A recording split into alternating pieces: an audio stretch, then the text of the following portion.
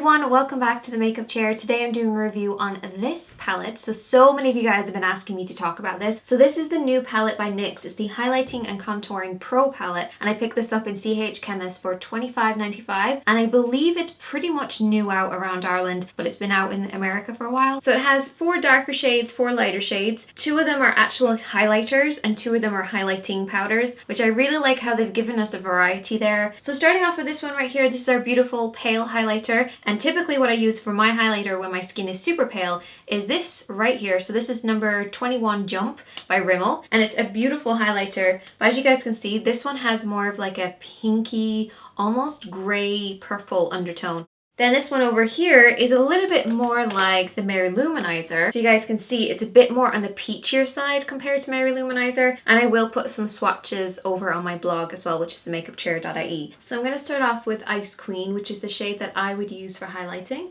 And it's pretty nice.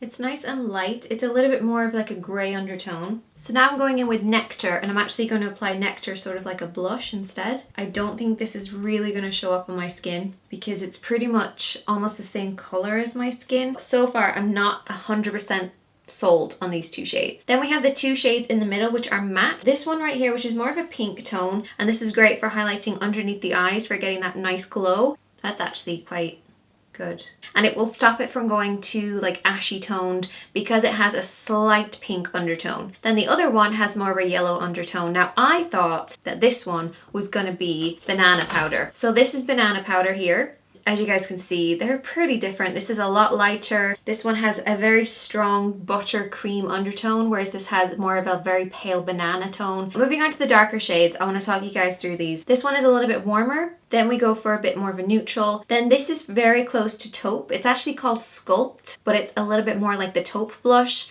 And you can see they're kind of similar, but this one still has that more grey purpley undertone compared to that. But they're very, very close. And then the last shade is even darker. I'm going to use this one right here. And I just go from the top of my ear.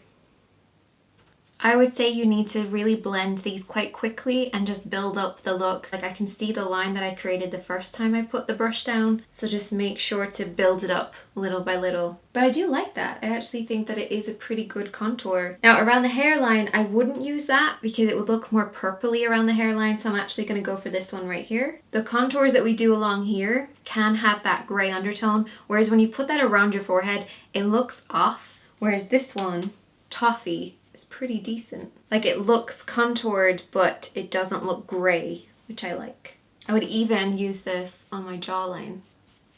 I'm pretty happy with it. Even on my pale skin tone, it seems to work.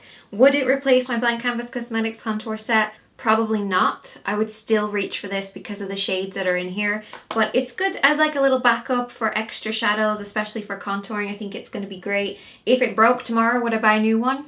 Definitely. There's only a few things that I would change about it. Maybe change this lid to being a bit sturdier, change a couple of shades, maybe slightly like this one in particular, and maybe that one. But all in all, it's a pretty good palette. If you have it, definitely let me know what you guys think of it as well. And I will see you guys in a video on Friday. So I'll talk to you then.